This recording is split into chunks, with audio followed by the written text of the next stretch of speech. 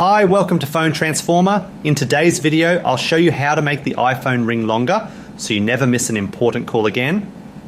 Now let's get started.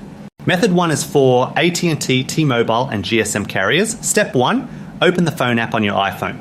Step 2, dial star #61# and press call. This will show you your current voicemail number on screen.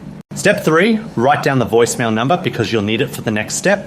Step 4, dial *61* voicemail number, *11* ring time hash, and replace the voicemail number with the one you noted and ring time with 15, 20, 25 or 30 seconds depending on how long you want the phone to ring.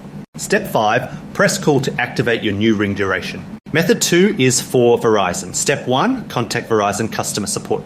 Step 2, request them to extend your ring time as Verizon doesn't allow it with codes. Method 3 is for Sprint, now part of T-Mobile. Step 1, contact Sprint customer service.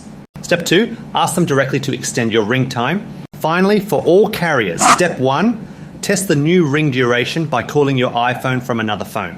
Step 2, if the ring time hasn't changed, contact your carrier's customer service for further assistance. Thanks for watching, and don't forget to subscribe to Phone Transformer for more helpful iPhone tips.